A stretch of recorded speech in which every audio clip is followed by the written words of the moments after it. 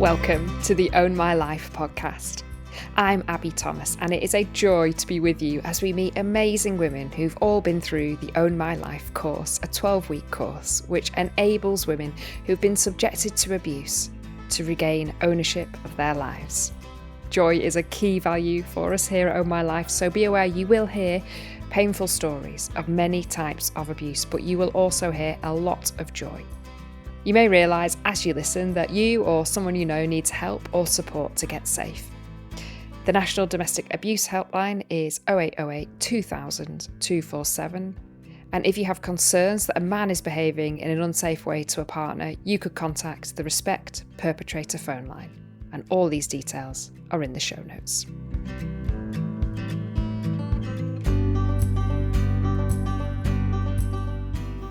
So welcome to the podcast, Natalie Collins, creator of Own My Life, author of many wonderful books and CEO of Own My Life and general all-round legend. How are you? Hello. I am wonderful. Very excited to be here with you. Where are we, Natalie? Where are we recording today? In my house in Sunderland, in the northeast of England, the most magnificent place. We've got Preston, puppy dog here, who is an absolute princess, and the sun is shining through the window.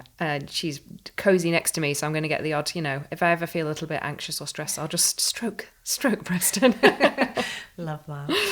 Excellent. So over the next 7 episodes, we're going to hear the stories of some amazing women who've been through the Own My Life course. And for obvious reasons, we've worked really hard to preserve their anonymity. Each woman on the podcast has chosen their own name. But before we get to today's interviewee, Jade, each week, this amazing course that you've designed called the Own My Life course, 12 weeks, every week you start by talking about a favourite thing. Why do you do that, Natalie? Well, I have always been in the horrors, when you go to training or you go to group sessions or whatever, and they come up with an icebreaker that just makes you feel incredibly stressed. Like the 2 truths, 1 lie. And I don't know about anybody else, but I'm like, what can I say that makes me sound incredibly extraordinary? So I need a lie that is like really, and I need truths that are so unbelievable. And so when I was coming up with the sessions, I wanted something that would enable people to start thinking about themselves and to start kind of introducing themselves so we could get to know each other. But I didn't want it to feel under pressure or difficult. So this idea of discussing my favourite something each week was partly about creating a non-pressured icebreaker, but also if we've had an abusive partner, we've learned that everything that we like is probably shit. Everything that's important to us is a load of nonsense. And so there's something about coming into a room and sharing what our favourite place is or our favourite colour, and someone meeting us with like, oh, that sounds like a lovely place, or do you know what that colour reminds me of? And to be met with kindness, to be met with positivity. Nobody can tell us that our favourite isn't our favourite. And so when plenty of abusers do that, but when we go onto a course and we're met with positivity.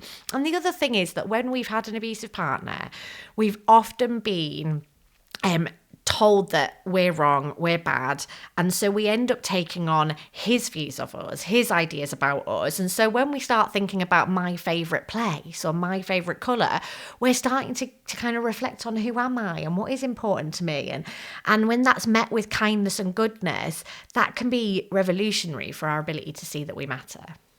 Brilliant. What a brilliant explanation. And today's first question, and I know the answer already because I can see you sitting before me. What is your favourite colour? Yellow. You're sitting in a yellow chair with a yellow jumper. I know, I love yellow. Got my yellow watch strap. I love yellow. I think there's something about bringing the sunshine wherever we go. Yellow is my absolute favourite colour, and I like to advocate for yellow as the colour we should all be embracing a little bit more. Brilliant. Okay, we're going to go and hear from Jade now. And at the end, Natalie, you and I are going to enjoy the wonderful impact of the Own My Life course and also reflect back on some of those things that we hear. So I went down to meet Jade and I asked Jade to tell me about Feathers Futures. Well, it's a women's charity. They help women in the local area with pretty much anything. We've got employability courses. We've got a course called All About Me, where we help women to remember who they are.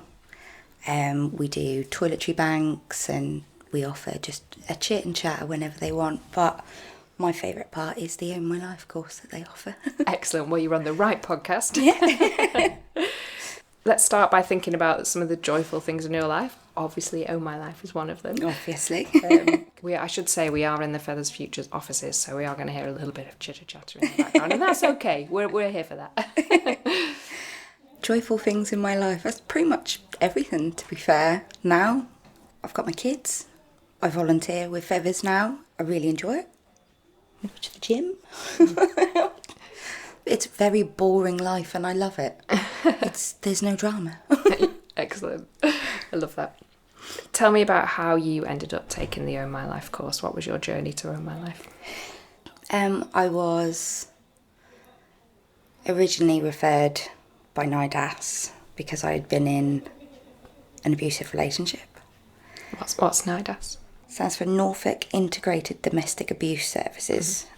Obviously, when I was going through all the courts, I was actually on at my witness care lady a lot because of how often it was getting, like the dates were getting pushed back. It was taken out of court at least 5 times, and so it went on for years and years. And my mental health was really suffering for it, and I kept going on to my witness care lady, and she's like, right, let me get in touch with NIDAS for you. But I had to take one of the courses before I could get any of the counselling, and they put me on the Own My Life course. And oh my God, I think it changed my life. Tell me why. So, well, first of all, let's backpedal. Let's backpedal. Okay. Why were you a witness in court? Tell me a little bit about your story. So in March of 2018, I started seeing a man, and we were together for about 11 months, but in that 11 months it was very abusive. I don't think I really realised just how bad it was until after I'd left. How did the relationship start? It was very intense very quickly. I mean, he seemed so lovely at first, just for the first week, to be honest. I was putting up a curtain rod in my son's room, and he just sort of like turned up at mine and came in, and my son was there. And this was the first week after meeting him. I didn't actually want him there. It was too soon to introduce. But he ended up cooking dinner, and he seemed to really get on with my son in that moment. It seemed lovely, and he just stayed the night, and then, like I say, he just didn't leave.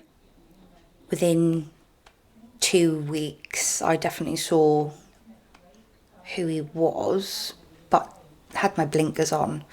He'd given me his sob story of what his childhood was like, about his mental health issues, and he really got under my skin. And I think I just felt sorry for him more than anything, and it was like, you don't deserve that, no one deserves to feel that way, and I wanted to prove to him that not everyone's going to be that way. So when he really flipped after those 2 weeks, it was like, oh, well, it's the mental health issues. Now I know it only takes 4 days for them to change the way that you think, for them to get under your skin and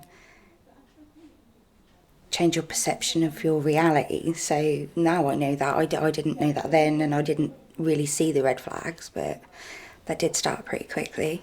You learnt that on the course. What does the course teach you about that?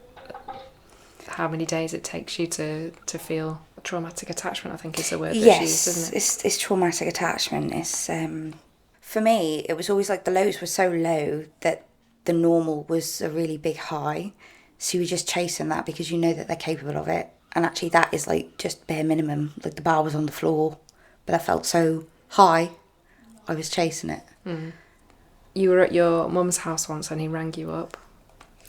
Yes, that was within the first 2 weeks. I can't recall now what had happened, but he'd flipped his lid and he'd ended things with me. I was at my mum's and I was quite upset, and he started calling repeatedly. I didn't want to talk to him, so I kept declining the calls until in the end I did answer. And he's just like spewing venom through the phone, calling me the C word. He was just awful. My capabilities as a mother was just all of it. Anything he could think of that he knew would get to me, he was just shouting at us. So I hung up. In the end, my mum picked up my phone and she answered, and he's spewing the same venom because he thought it was me. My mum was just like, excuse me? You do not talk to my daughter this way. And then I started getting text messages, like berating me for being so childish that I've run to mummy and daddy. He had a couple of bits at mine he wanted back, so I was like, right, I'll meet you in town and I have no idea how. But everything was fine and like nothing had happened, and then we were back together all of a sudden, and even now I'm just like, what? On this podcast, we want to kind of challenge that question of why didn't you just leave? You know, because clearly the most important question is, why doesn't he stop being abusive? You know, the blame lies squarely with him. But is that a question you asked yourself? Is that a sort of question that floats around? I used to ask that question, like, why didn't I leave? Why wasn't I strong enough? Why didn't I do better? What did I do to deserve it? But I don't anymore, because there's nothing I could have done. The outcome would have been the same no matter what I'd done, because that's just who he is. That's not a reflection of who I am as a person. It's who he is. But when you're going through it, they make you feel like you're the problem, and that does leave lasting damage. I mean, I still struggle every now and again. I'm just like, I revert back to that, and I'm like, I'm the problem. And it does take a little bit of work to know I'm having a low day. Everyone has low days. He's the problem. Anyone like him is the problem. I do still get angry because 6 years now I've been out and it still affects me, and that's not fair. The second session of the course talks about the Biderman behaviours, and you have these 7 behaviours: the exhauster, the humiliator, the isolator, the brainwasher, the threatener, the nice one, the demander, and the almighty. And these were initially listed by a psychologist called Albert Biderman in 1956. And when you first do the course, they don't tell you what the purpose of these behaviours were, do they? So, for example, the isolator is depriving someone of their social support or their ability to resist. Threats are making someone feel anxious and despairing. I remember being in that group and we're all like, these are all domestic violence, that's what they do. And then when the facilitator told us that it was actually prisoners of war and what was done to them, it was really shocking. And then it was really upsetting to know that men had been out there that had that done to them. They'd come home and they'd had the support there. But we don't get that. We get questioned, why didn't you leave? That's your fault, you shouldn't have stayed so long. We get asked what we did to deserve it. We get asked what we were wearing. We get questioned on our sanity. When you read those behaviours, did you identify them with what had happened to you? He'd want me to stay awake and talk to him at night because his mental health was so low. My son was 5 at the time. He was 4 at the time. And so obviously I had to be up early with him and I had to do the normal mum things. And then on the days that he did have nursery, I got to get up, take him to nursery, and then I came home and I was so tired I wanted to take a nap. But I wasn't allowed because there was housework that needed to be done. I needed to go do the shopping, I needed to do everything, and he sat on my bed playing video games or had a nap because he was tired from being awake all night the night before. And so again, the next night it would be the same thing. I was exhausted. I ended up having migraines constantly. I had to have an MRI scan. I didn't actually get the results until after I'd left, but the doctor said that they were stress related. And he was happy to put on my medical notes that they were caused by the stress of my abusive relationship. And during this time, while your partner was abusing you, did anyone around you try to help? Did you have good support? Were there any things that people could have done better? My mum was amazing. She'd said a few times that she didn't like him, but she knew that if she pushed too far and said too much, that I would push her away, because I'd be put in a position where I'd have to. It was her birthday and I'd gone round to see her, and she turned around to me and she just said, "You don't smile with your eyes anymore." I just looked at her and, "What do you mean?" She's like, you're not my girl anymore. You're pretending to be happy, but I can tell that you're not." And that really hit even now. Thinking about it, it still hits. It was literally the next morning. I had to go do some shopping, and he was going to stay home, and I was taking my little one. My mum and dad were down the cafe, and they were like, "We've got my son's present was there. Did you want to pop in and grab it as you're going shopping?" I was like, "Yeah." He'd actually referred to my son as the child that morning, and that was, at that point, I knew, because he had a child of his own the same age, I knew he'd never treat my son the way I treated his son. And I was done. So when he kicked off and he's like, "Oh, I'll just leave," I'm like, "That's fine, just pack your shit, post your key through the door. Oh, I want you gone when I get back." And I don't think I'd have done that if I hadn't had that conversation with my mum the day before. And then with the comment about my son, and that was the straw that broke the camel's back for that one. My dad ended up coming back with me, and he was still there when I got back. He's just kicking off more, and it took a while for him to go, but he did eventually go. And I think the most heartbreaking thing about that was actually saying goodbye to his son. Because I did, it was only 11 months, but that was 11 months I'd spent with this little boy, and it was heartbreaking. My parents were so supportive. Tell me about the legal situation with the perpetrator of your abuse. It went on for ages.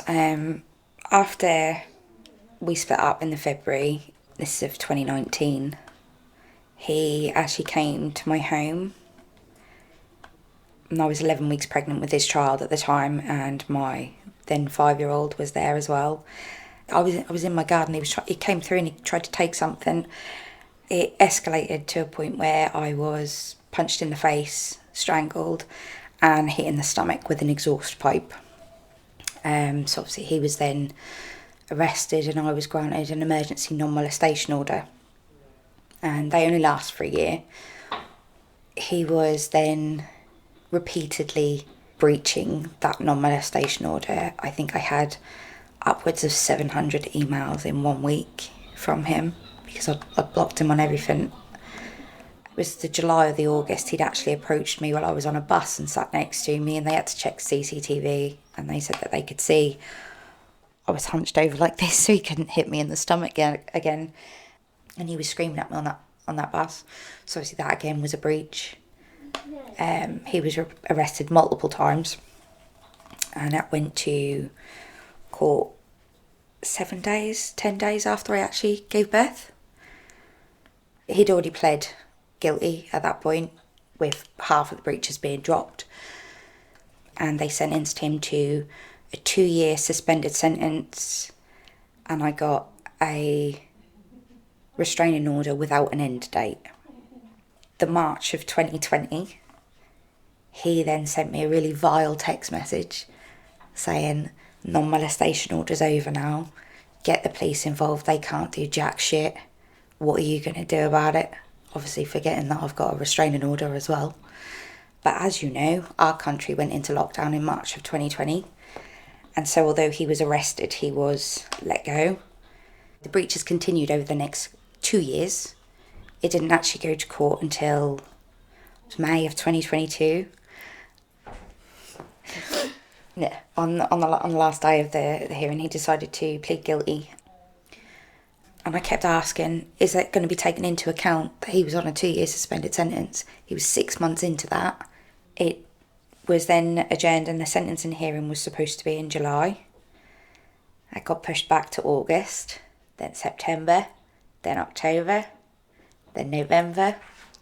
He didn't actually get sentenced until January of 2023. And he got a 2-year suspended sentence, basically as a slap on the wrist, isn't it? So even though he was on a suspended sentence when he committed a crime, it didn't matter. He got a £25 fine for breaching the non-molestation order. He got a £50 fine for driving under the influence of weed. It doesn't even feel like that was my justice. But it's over with. There were honestly times where it was very, very dark for me. You know, I just felt like I wasn't heard. I felt like I wasn't important. My kids are the biggest reason why I'm still sitting here today. Sorry. My family kept reminding me that he might have won the battle, but he did not win the war. After we split up, I actually managed to get a Clare's Law out on him. And there was so much on there that I hadn't known about. So Clare's Law allows you to find out the history? Yes, anything that he's been accused of in regards to sexual or domestic related crimes. I just kept reminding myself that I'm on there now. I kept saying to everyone the only time they're going to take this seriously is when he kills me. And at one point I thought he would. Jade, tell me a little bit about your dad. We've talked about your mum, but what about your dad? What sort of support has he given you? My dad actually took me to all the court proceedings. He sat in the room with me with my barrister, and the statements that my abuser had made had to come from my barrister to me with my dad sat in the room, and a lot of them was the sexual control that went on there. And I was so embarrassed. And my dad just was like water off a duck's back. Didn't bat an eyelid, just sat there, listened, waited for my barrister to leave. Are you okay? I'm okay. Are you okay? Yep. We'll never speak of this again, will we, Dad? He's an amazing man. He was just the most supportive. And it's like, since I've been through all this, I get like little random tags and like posts that he'll send me about how amazing of a daughter I am and stuff like that. And I just think he's so sweet. You now co-facilitate the Own My Life course. Mm-hmm. Yeah. What made you want to do that, and how do the women you work with now respond to the course? I completed the course and I didn't want it to stop. And it feels really weird to say this about a course to do with domestic violence, but I love it. It is amazing. It helped me so much because it made me realise it wasn't my fault. You know, none of it was my fault. And then it was 5 or 6 of us on that course together. And we all had different stories, but they were all the same. And it's really sad. It's like they've got a script and a playbook to go by for this abuse that they inflict. But it was just so empowering because every single one of us came out of that room on that last session completely different women. And, you know, I still speak to a couple of them now and they're doing really well as well. And I wanted to help. What parts of the course do you think are the most impactful for women? Do you think? Well, for my group that I'd done the course with, the sisterhood was just, it was phenomenal because like we all walked in anxious as hell, not knowing, wondering whether we were going to be judged. And actually we all come from different walks of life. We had elder women. I was the youngest on the course. You've got, you know, I'm sat there in my gothic attire, and then you've got some pretty girl sat across from me with her matching shoes and bag, but we're the same. It's beautiful. I mean, like, pretty shoes and bag lady. We're actually really close friends now. One of the other things that is talked about in the course, which is maybe a bit surprising, is resistance, because there's obviously this idea of like women just put up with this. Can you think of any ways which you resisted the abuse? It seemed really silly, but I had a faulty flusher on my toilet and he kept moaning at me to call the council to get it fixed. Toilet worked fine, it was just slightly faulty, and I didn't do it. After we split up, I think it was the following day, I actually got in contact with the council and they came out and fixed it. This was obviously before I'd blocked everyone that knew him from my life. but he'd obviously found out that I'd had that done. And it was just messages upon messages and phone calls about, if you'd have done that, we could have still been together. Why'd you do it after I left? And all this silly stuff.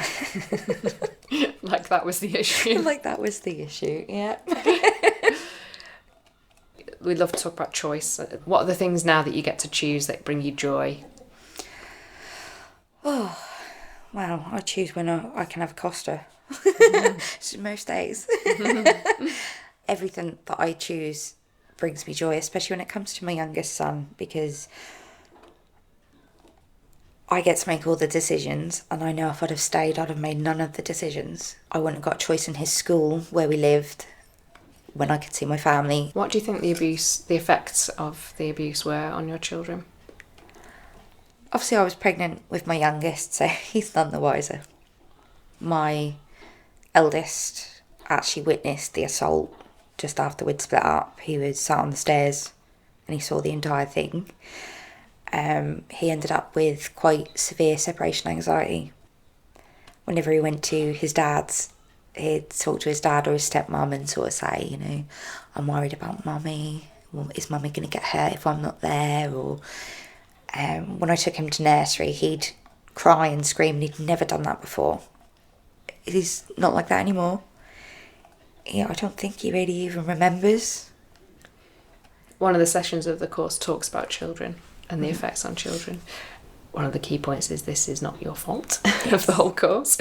Do you feel a sense of grief about it, or are you able to process that?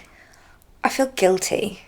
If I hadn't let this man in, my eldest son wouldn't have suffered with all that separation anxiety, but at the same time my youngest son wouldn't have been born.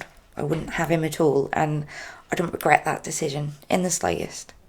And I think one of the things that people, you know, when we talk about this question, why doesn't she just leave? You did leave, and that's when the abuse and violence really began. Yeah. What do you wish people understood about leaving an abuser, and what advice would you give to people who are feeling anxious about that? I wish they realised it's more dangerous to leave than to stay. And it's a very scary time, because it's not just you that's at risk at that point, it's your children, it's your family members, and it's terrifying. If they can't control you in the way that they used to, they will use other ways to do so. My ex-abuser never hit me until after we split up. So it escalates the behaviour, and it's not that we want to lay down and just take the abuse, it's that our brains have been altered almost. Like, we don't see it. Like, it's so easy to look in on a situation and be like, well, that's toxic. When you're living it every day and you are gaslit into believing that you are the one that is insane, you are the one that's crazy, you're the one that's bringing up all these problems, you're the reason they cheated on you. You believe it because they've got you to a point where your self-esteem is so low that this is what you deserve and this is your fault. Getting to that point where we leave, we are at our strongest but at our most vulnerable. It's terrifying. Would you recommend leaving? Oh, every day of the week, yes, leave. But safely. Make sure you've got a plan, you've got support, make sure you've got go bag. Hopefully you've got someone around you that you can trust. But if not, just pack up in the middle of the night and run. Like, just do what you've got to do to get out and stay safe. Tell me what you're looking forward to. My future. Just in general, my future. Like, I'm looking forward to tomorrow. Because I know I'm living a very happy life now. Jade, it's been an absolute joy. Thank you so much for sharing your story with us, and I'm excited to see all the things you're going to do here at Feathers Future. Thank you. Oh, I love her. She was brilliant, wasn't she? Absolutely brilliant. Tell me, what stood out to you, Natalie, having heard that? I mean, you wrote that course. How good must it feel to hear? I love what she said at the beginning. I think it changed my life. I mean, what joy. Isn't Jade incredible? I think hearing her talking about it in my life, it is beautiful to hear the difference it's making to her life. But that's because of who she is, you know, that she's chosen to do that work, to show up at the course. You know, she is an incredibly badass woman. You know, that sense of hearing her saying that kind of last straw of him referring to her older son in the way that he did, and just thinking, you know, the warrior woman that was there after all he'd done, weared her down, exhausted her, and she is like, you know, that is it. And so incredibly beautiful to get to know her a bit through that. That idea of exhaustion, I mean, you did point out as we were listening to that, there were 8 Biderman behaviours, which I did list, but I did say there were 7, which it tells you a lot about me. The idea of the exhauster, I think that's something that's quite not well known, perhaps, as a feature of abuse. Yeah, it's only when I started using the work of Albert Biderman and then turned it into the Biderman behaviours to make it more accessible, this idea of the exhauster. Women started to tell me things that I was like, women are saying this, and they weren't previously talking about exhaustion.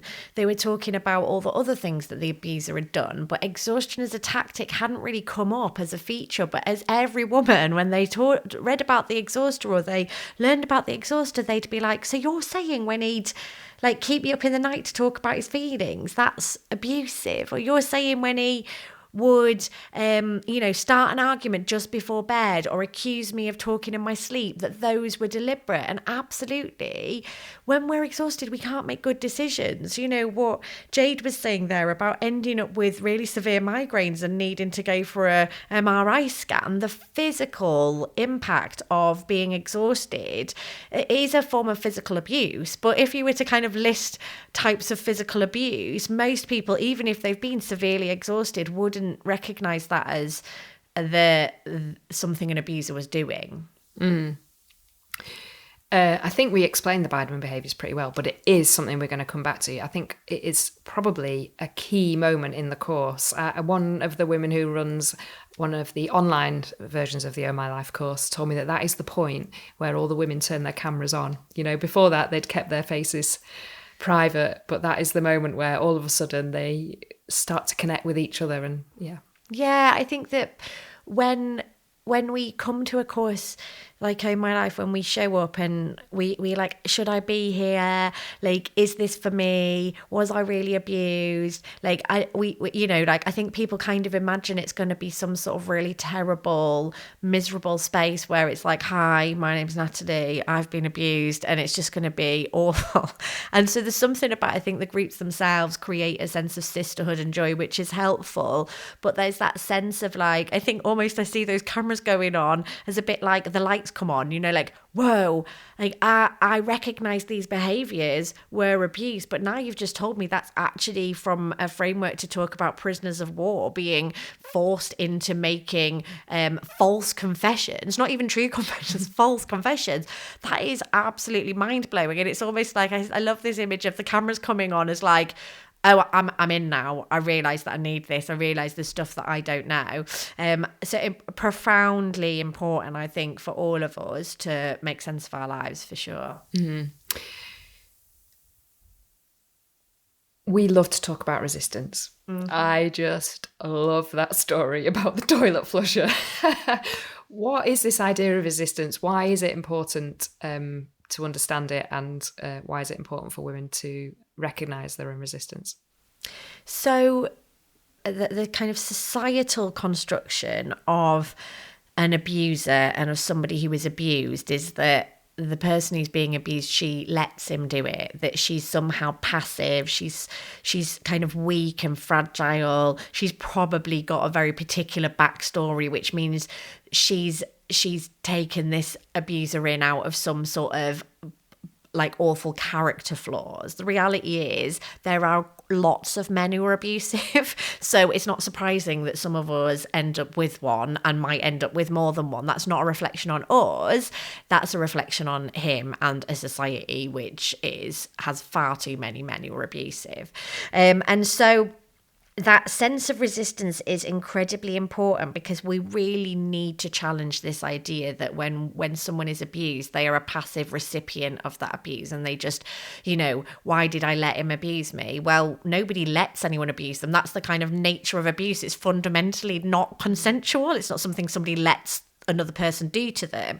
And so for every single one of us, if we've been abused, there will be things we will have done to resist that abuse. That might be active things we do that he sees and knows. So it might be about us saying no to him. It might be about us retaliating. It might be about us, cheating on them, doing something to take back our power. It may be that it's not things he knows about. So it might be about cooking him dog food pie or cat food chili. I have this idea that of is a true story, isn't it? Yeah, they're both true stories. Yeah, I know a number of women who've cooked him dog food pie, and I know one woman who had cat food chili was every Friday's dinner time, and she made sure he knew about it when she left him as well, which I thought was incredibly badass. I have this idea of having like the resistance recipe book, where we just have loads of recipes that women made when they were with an abusive partner to get them through the day, because that resistance is the thing that helps us to know that we are alive and that we matter and that we're good. And actually, the problem is when we share those stories of resistance, we will often be met with someone going, well, like, no wonder he abused you because because of this or because of that. And it's like, actually, that resistance is the thing that enabled us to get through and to know that, no, you don't own me. I own myself. And so I love this idea that she just literally leaves, and the next day she's like, I'm going to get the toilet fixed. And it's like, and then, that he's like, see, it's all because you didn't get the toilet fixed. I mean, I was just like, what a ridiculous nonsense. But he fundamentally will, as any abuser will blame anything other than themselves for what they've done. So that understanding resistance, making space for women to tell their stories of resistance, and for that resistance to be honoured, is core to the work we do at Own My Life, and is actually quite revolutionary and very different than a lot of how domestic abuse work is currently being done. So there are so many things we could talk about, and there will be things that perhaps we've not picked up on that people might want to know more about. We're going to talk after every single woman that we meet on the podcast. So I just want to raise two more things before we finish this episode. One is the court system. I mean, unbelievable. The delay. I mean, I know there was COVID, but the delays, and then a suspended sentence was met with a suspended sentence. What would you like to see happen in the court system when perpetrators of abuse are brought to court? I mean, it's a bin fire, isn't it? It's an absolute bin fire, this criminal justice. I mean, the criminal injustice system is the only way we can describe it, can't we? That, Jade waited, and the trauma of thinking that court is on this date and it being cancelled, she talked about it in a way of like retrospectively, but the brutality when we're just going through that and then being let down and being let down and being let down. And then when it finally comes to it, to be met with a second, the point of a suspended sentence is, if you do anything wrong, never mind being punished for the next crime, this crime will now lead to a prison sentence. Never mind, so he should have got 2 prison sentences, one for breach of the suspended sentence, should have gone to prison, and then he should have had another prison sentence for the second crime that he was being tried for, and he didn't.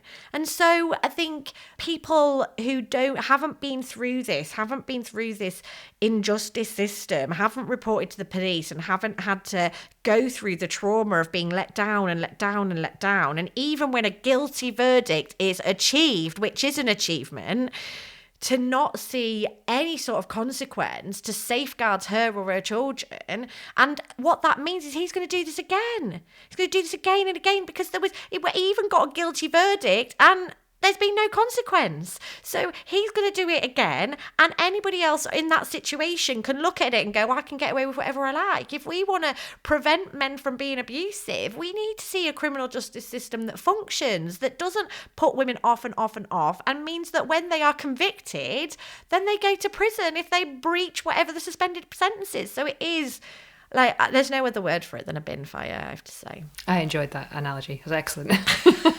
It's like, I tell you, I should have a criminology PhD at this point. one of the features of the course is talking about the effects of abuse on children. Tell me a little bit about that.